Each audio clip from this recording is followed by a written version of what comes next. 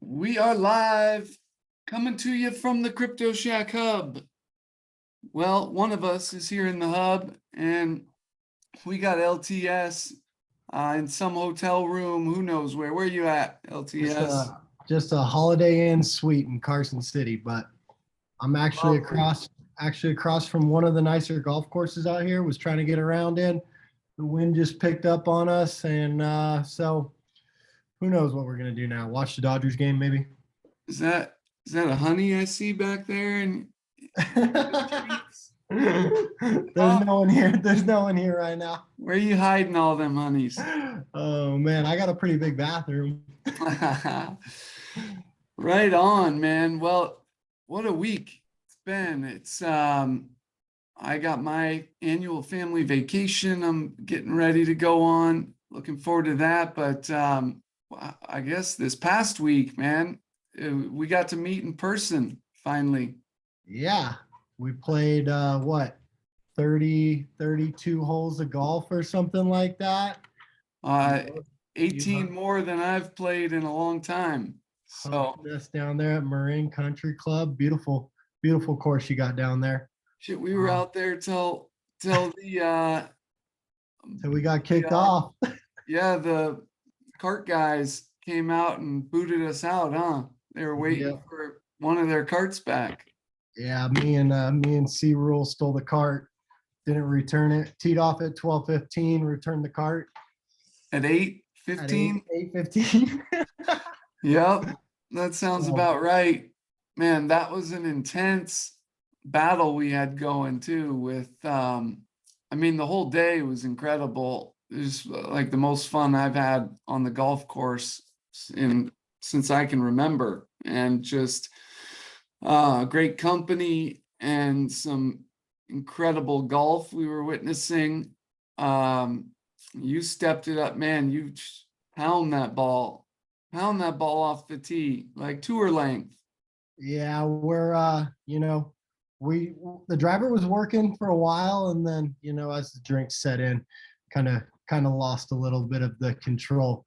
But Those first couple holes, though, man, I'll tell you what, you didn't know where to hit it. So I'm telling LTS like, all right, perfect would be see that power pole in the distance, a little fade off of that, and I mean, right off the first tee, he hits it on a string to where I told him about 330 off the tee with a little flip lob wedge left to the green. I'm like, then he goes to number two, does the same thing. Like, who is this guy? And I'm giving you 9 shots. I don't know if I like this, but yeah, I like ended he up said, I ended up needing all 9 of them. yeah, it's Um, the short game needs a little work, but hey man, yeah, I envy that long ball that you hit. I'm a scramble partner. I'm not a solo player. Yeah, no, that's what I was getting to. We played the first 18 holes, we played baseball, the 3 of us, and then Mr. Z-Man decided to show up and join us, and things got real exciting from there. That's when we got into the scramble, and we just 2-on-2, me and C Rule versus LTS and Z-Man, and what we had tied every hole, right? For first 3 or 4, I think. Yeah, I think you guys won the first one on the par 3, so that would be hole 4, right? No, the par 3 is 6. So hole 5 because we started Oh, on we started on 2. We jumped ahead. Yeah, we jumped some guys. Yeah, and then we won one back, and then we went push, push, push, and you hit a long, I don't know, 30-foot birdie putt on 9, and then Oh yeah. and That, then we went to 1 to play the 9th. I think we won that, or we had to roll it over again. It was fun. it was epic. We had a Epic. lot of So time. Z was a character. He tried to bring his little his little push remote control push cart out Oh there. God, that's right. That shit broke down on us. He's already not your fastest player on this tee sheet, but we love see he is the man. But yeah, his new push cart he buys, he didn't have what he had like 10% battery or something on it. It's like, I'm gonna try this thing out. We're all in carts, and he's trying to walk and play alongside us. And yeah, then the thing breaks down and I had to tow it in my call. Luckily I got a four-seater. But yeah, man, we got to do that again. And I've been talking to Nix about some really cool ideas, doing like East Coast, West Coast Cryptoshack tournaments. And then, going international with that, with people in different countries, even if it's just like 4 to 8 guy events that we can do. And imagine if we could stream these little events and have wagering, real-time live wagering going on, kind of like we were doing, but for the people in the Discord, so they can all come in and just be watching alongside. We'll get the video streaming a little more dialed in, that whole process. But We need to hire like a 15-year-old intern or something. Because I mean, even me and you are struggling with this live streaming stuff. Yeah, well, that's true. But it's also tough when you're trying to live stream in between hitting a 8-footer for $5,000. Here, you hold the camera. We need we needed a film crew out there with us or something. But hey, we had some ESPN worthy highlights. we did. We had some great shots. I mean, even C-roll, the guy is only hits at 150 off the tee, but when you get him inside 150, he's an animal. Yeah. Oh, dude, that's another thing we hadn't even addressed. C-rule and his 5-iron. This guy comes out here and just has no woods and only a 5-iron, and I'm giving him 18 shots. And first off, I don't think I've seen a guy, even your best like scratch golfers that are that consistent with a 5-iron. I mean, this guy, 19 out of 20 are just pured center of the club face, right down the center. Like not extremely far, but he's hitting it probably 180, 190, sometimes 200 with the 5-iron, and consistent, man. The guy is just pure. He played well for his baseball grip as well. We're working on a couple things with him. Obviously, He's got the talent. I can't teach him too much because he's catching up to my handicap quickly. So yeah, you don't want him to. Later, I'm gonna have to pass him off onto someone who's better than me. All right, or I gotta start hitting the range. So being across the street from a club here for the next 30 days, I'm hoping I can dial those wedges in and everything, and maybe start even able to hit some putts. Always been my downfall. Yeah, get them ready. Get ready for round 2, the rematch up here. Let's do it. Whenever you're ready. Or we'll meet in Vegas and play at Shadow Creek. Yeah, or what's it called? Valley High, right behind the Wind. Yeah, that's another fun one. Couple good courses out there. I'm actually playing down there in September, and yeah, going to a Raiders game. Got some Raiders season tickets, so you're more than welcome to fly out and watch a game and golf with us. Right on. Well, hey, without further ado, let's get right into what everybody came here for. We don't have much time left. It is the playoffs. We are here. It's FedEx St. Jude Classic week. Of course, we got a great field. Top 125 made it to this week. And I think we'll switch things up this week a little bit and try something new. We want to hear from all of you guys as well. What do you like about what we're doing? What do you think we could do better? And we'll just keep changing it up each week until we're nailing it. But this week we're going to try just running through our core lineup. So I've got a core lineup of 12 guys. I'll go through those, just a brief explanation of why I'm taking these guys, why I like them. LTS, you can go ahead and do the same thing. And then we'll go to the top of, the DraftKings ranges and work our way down, just run through any other highlights or things we should talk about. Does that work for you? Yeah, let's do it. Kick us off. Yeah, I'll kick it off. And briefly, we'll give you a rundown of the course. What I'm looking for this week, it's going to be playing a little longer than usual. We've had some rain yesterday, last night, as well as some showers today. So the course looks like it'll be playing longer and softer than in most years past. In terms of handicapping this, I would give more of a bump to the statistics, like carry distance and long iron play. And you'll see that within my picks. I do expect it to firm up a bit as the week goes on, but Thursday and Friday, there's definitely going to be moisture out there on the fairways, the greens and the rough. So with that being said, these core guys are the guys that I'll be most overweight relative to the field. Starting with Rory McIlroy. I mean, I don't have to say too much about Rory. He's the best player in the world at this moment in time, hands down.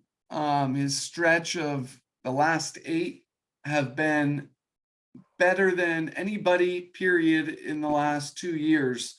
We've not seen a better stretch with anybody gaining more strokes than Rory over this time. So, you gotta love Rory this week. Next, I've got Jon Rahm. John is arguably the best driver of the golf ball in the world, although he definitely has not been playing up to his potential or his expectations, that we all have put on him, although he still hasn't missed a cut all year. So I believe John's going to put on a good run here at the end of the season. The cream rises to the top as usual. And I think he'll do well these next few weeks. So next I've got Viktor Hovland. Viktor, same thing as Rahm, just not playing up to his expectations, but he did put on a good show at the Open. And I feel he's going to put on a strong finish here at the end of the year. He's also one of the best long iron players in the world, and we're going to need to see that this week. And he's 20th when it comes to off the tee, driving distance and accuracy combined. So I'd like to see some good things out of him. Joaquin Niemann, another horse for the course. This course sets up really well for Joaquin this week. Another great long iron player. Sebastian Munoz, same thing here. I love Munoz, especially at 7,100. He's one of the best ball strikers in that 7K and 8K range. And he's priced low this week because he's coming off a miscut from last week. But when you dive deeper on Munoz, you'll see that he missed the cut on the number and he gained strokes in both ball striking categories. This is something I love to see the following week. And so I'm all over Munoz. Next is Webb Simpson. Webb's got a solid track record here. and he's a veteran. So I think he's ready to shine this time of the year. I'm definitely not expecting a win out of Webb this week, but hey, at 7,300, you don't need it. I'm happy with a top 15, top 20 out of Webb. Same thing with Matt Kuchar. Another low price guy with great upside potential, another veteran, and also definitely not a guy I'm expecting to win, but at 6,900, give me a top 20. I'm happy. Aaron Wise, we've seen some great form out of Aaron Wise this year, especially, this past few weeks. I'm expecting a solid finish here at Southwind, and he played well here just a few years back. Next, we've got Tony Finau. I don't think I need to say any more about Tony. Billy Herschel, the guy just steps up this time of year. So, Billy, do it again for us this week, please.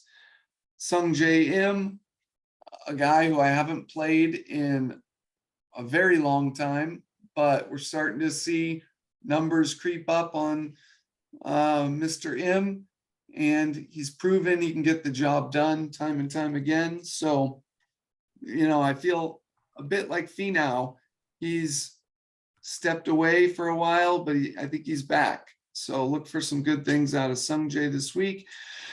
And last, we've got Sam Burns. If you remember, Burns finished second here last year. I will say he's in my group that I've got the most concern of, or out of anybody in my group here. I'm a little nervous just because this typically isn't the kind of golf course that Burns would do well on, but second last year, he's got to step it up with the putter again. But I think he can do it and make me a happy man. So that's my core 12. There's obviously plenty more guys I like out here, but I had to bring it to these 12. So let's hear yours. So I like a lot of yours, and there's a couple of them that I either faded or just didn't give enough attention to. So I am going to just play Rory almost everywhere. I'm with you. I think he showed us at the US Open. He's probably the best golfer in the world right now, even though Scheffler holds that role. I think he is a little motivated here.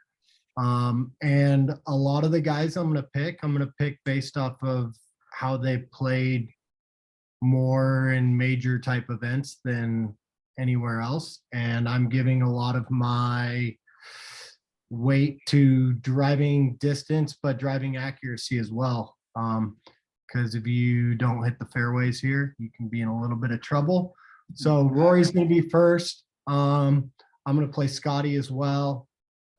And then I'm going to just completely skip Cam Smith with the live news that came out. We saw the live can distract these golfers. So if he's going to live, he's cut. I didn't really pay attention to him before.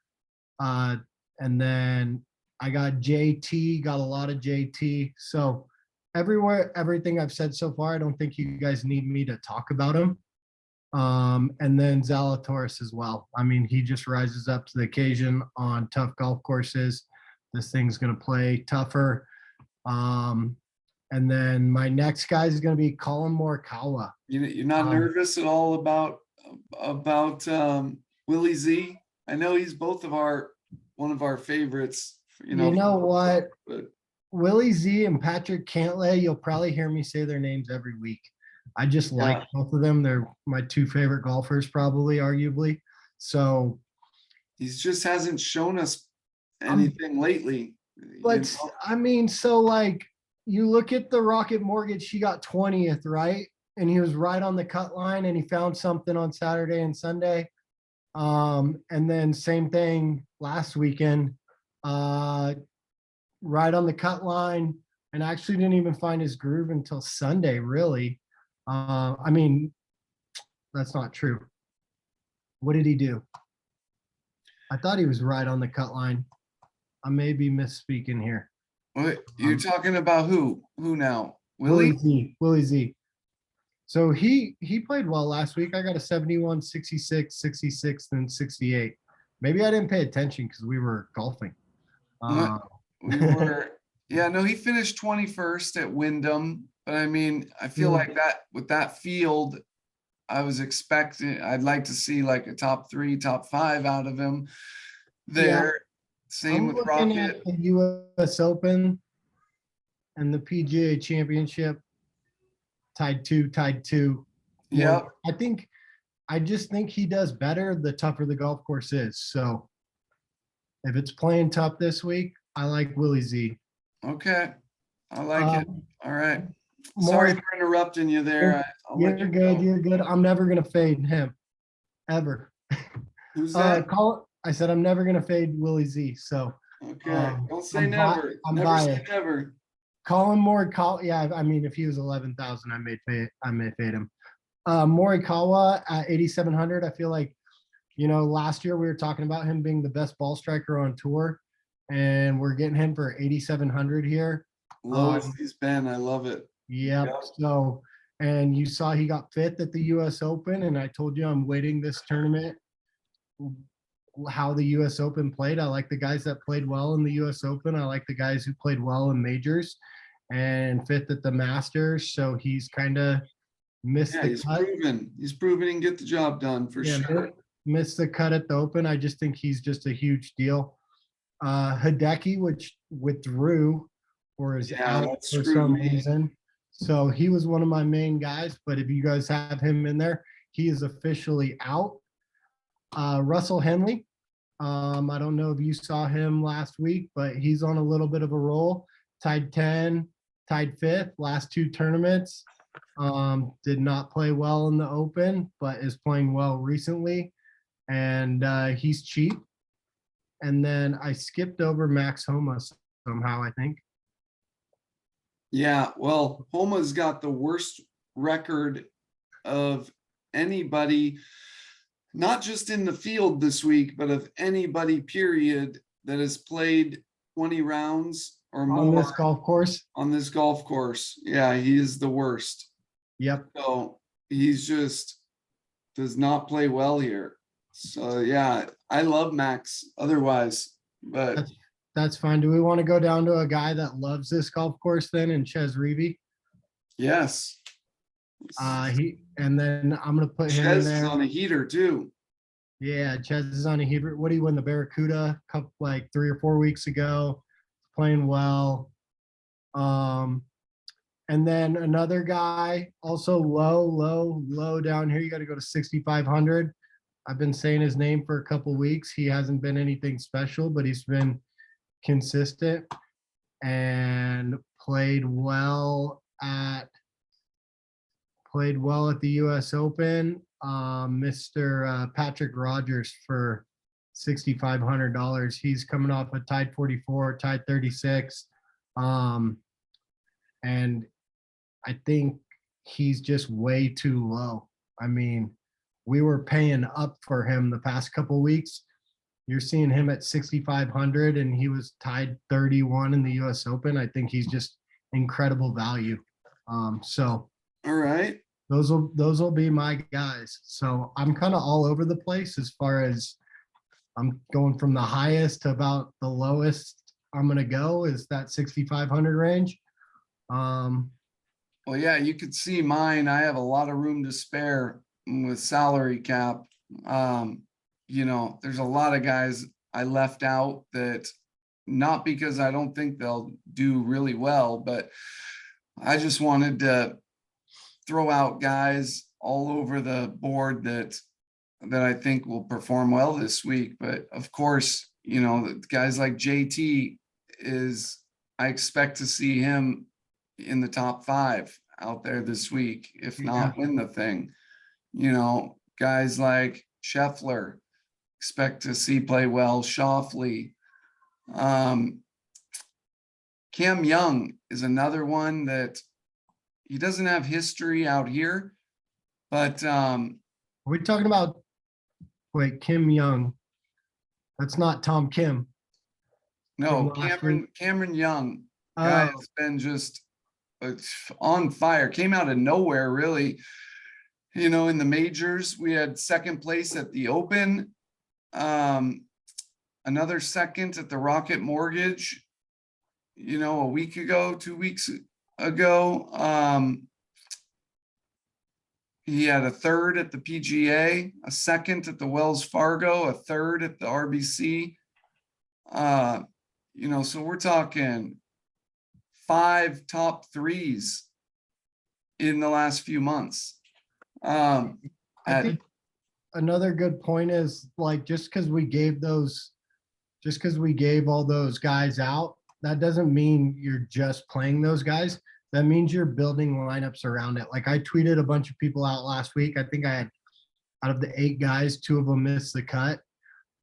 If you had Tom Kim in there, I think I got 500th place or something in one of the big tournaments. Obviously it didn't pay well, like 5x my money, but I mean, I built around those lineups and I only had one lineup come in outside of the money, but I didn't use all those guys in every lineup. That was my core and I built around that. So like Scheffler's not in your core group, but maybe you can play Scheffler with some of your Tony Finau picks instead of Rory with him or something like that. right. Just kind of mixing it up and not being over or underexposed to anyone. And like, you know, those core guys, you're building around them. You're not using all of them in every single lineup, or you're going to get the same place in every lineup. Exactly. Right. And there's other guys that will be, you know, in my lineups for sure that I didn't mention. There's just not as much of, but a guy like Taylor Pendrith, who you called brilliantly a couple weeks back, and he almost won the Rocket, right? Yes, sir. Got tied second and I actually had a 60-1 ticket on him. So hurt me a little bit, but he's in great form right now. Exactly. We just don't know. And so I'll have a little bit of him because I think he could come out and be leading after day one.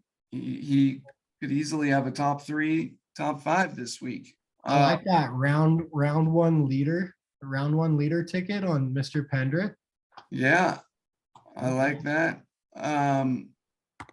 You know, he's had a 13th again last week at the Wyndham, a 2nd the week before, a 13th at the Barbasol, 13th at the Players. So this guy's gonna finish top 20 this week, I believe. If not top 10. I think also the thing with these tougher golf courses is like last week you saw and the week before, if you didn't have a guy in the, you know, in the top 25, you were basically out of the big money. Like here, there's not going to be, and this is just my opinion, we never know how it's going to play, but you're not going to see 7 guys tied for second and then another 12 guys tied for 5th where you need, you know, all 5, 2, 1 to win the thing. Like you may be able to win a good GPP this week if you have 1, 2, 3, and maybe a guy in the top 25. I think the cream's going to rise to the top, and I'm going to play a lot of big name lineups with some of those value players that I mentioned. Yeah, you just need a couple of them to sneak in there, like the Webb Simpsons, the Aaron Wise, the Pendrith, the Kuchers. You know, a guy like Kuch comes in with the top 10 along with those other core guys, and you're looking great. It's the hard part with guys like Pendrith and why you can't go all in on him is because, look, you know, he's still young, he's still trying to find his way out there. And we saw what happened at the Rocket where he had the tournament in his hands and he just fumbled the ball a bit. And that's at a much smaller venue like the Rocket. So we just don't know how he's gonna perform coming into the FedEx Cup playoffs. You know, this is like the Super Bowl for him, and will he learn from the mistake he made, or is he just gonna completely crumble? We don't know yet. Yeah, another guy worth taking a flyer on down there is Emiliano Grillo, second at the 3M, second at the John Deere. You know, he's cheap, 7,000, and he's proven that he can. He's a vet. He Yeah. can get his way to the top of a leaderboard as well. So, yeah, I'm not afraid of him collapsing. With him, it's just between the ears and can he get the job done? But when he plays well. So I like that. It's funny you said the between the ears thing. I think it was like 3 years ago when Bryson was on his heater. I asked someone if Bryson could compete at the Masters, and they said he just doesn't have it between the ears, man. He's got everything you want in a golf swing and a golfer, but he doesn't know when to take his medicine. And I don't even think he made the cut that year. Yeah. I remember, might have been no, it's probably after, but I was at the 2016 Masters. And I think it was his first year playing out there. And was he still an amateur at the time? Or he just had turned pro? Can't remember for certain, but I think didn't he win the USAM? He did. Was that like 2015 or let's see. No. You could ever spell his last name first try, I'll give you $5. Yeah, right. I can do it. Yeah. Now that you're looking at it, no. I'm a spelling bee champion of first grade. in the fifth grade, yeah. Yep. I called it, dude. I think I called it. I think it was 2015. Yes. He won the USAM, which is exactly why he was in the field at the 2016 Masters where I was. So I remember it like it was yesterday, just walking by him out on the practice screen, watching him putt, and he just looked like he had no clue what he was doing out there at Augusta. He just looked, like a young boy that was happy to be there and nervous. But a couple years later, look what happens with the guy. Yep. You got anyone else you wanna talk over? I know we're coming up on time here. I'm trying to see if there's anyone. Let's take a look here. Anything else we should note? So Tom Kim, that's actually not his name. He won last week at the Jun Hung Kim. He kind of ran away with it late. I'm gonna play a little bit of him. Seamus Power, we didn't talk about. I don't know what you want to know here. The guy's either hot or he's not. He'll miss 5 cuts and then he'll go T21, T12, T11, miss cut, T4, cut, 30, so if he makes the cut, expect him to be in the top 25, and he's cheap. I would say he's 7,600. I'm playing a lot of him. Not one of my guys because he's got an issue with making the cut, right? But worth playing, and it actually doesn't look too bad on paper. 17 out of 22 cuts made. But well, let's talk a little bit about ownership out here, because as we all know and we've discussed in prior weeks, it's very critical to your lineups, to not have all the highest owned guys. And it's looking right now like JT and Cantlay are going to be your highest owned guys, along with Finau.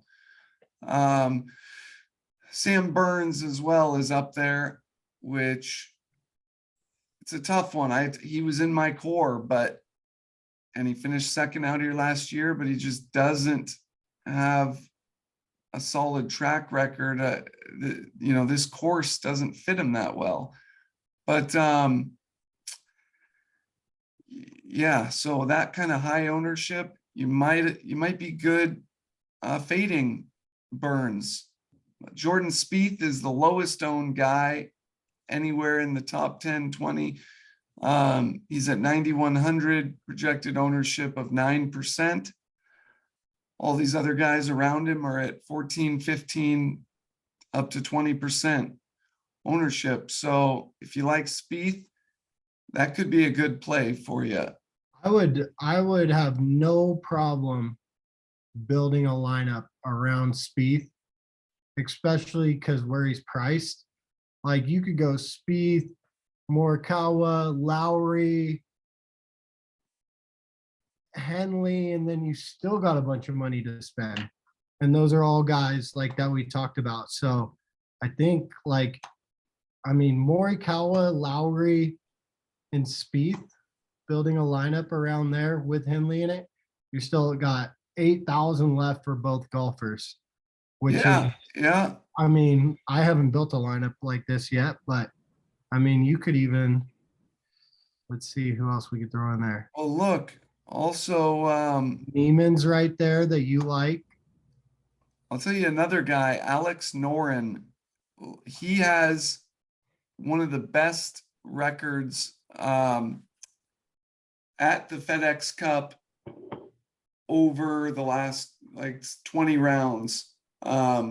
He's one of the best. So he doesn't make it to the playoffs very often, but when he makes it here, he steps it up and he plays well. He had a 12th place finish here in 2019 and second place a few weeks back. So look for, he could be a good play at 7,200. I like Chez Reavie a lot. Who you mentioned, Brendan Steele is another one with really low ownership, 6%. I kind of like this lineup that I got here. Henley, Lowry, Morikawa, Spieth, Neiman, and Tom Kim. Yeah. Yeah.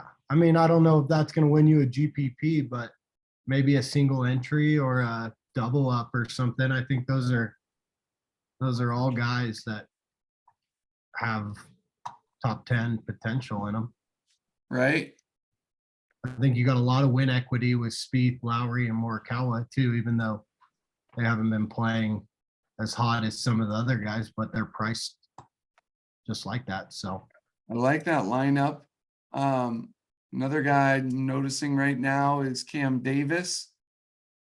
He is probably the best player in probably the best player in that set, anywhere from 6 to 7,800 range. And hey, Cam Davis. You know who we didn't talk about is Mito Pereira because we both threw him in the trash. Oh, he's in the dumpster to me. Forget about Mito.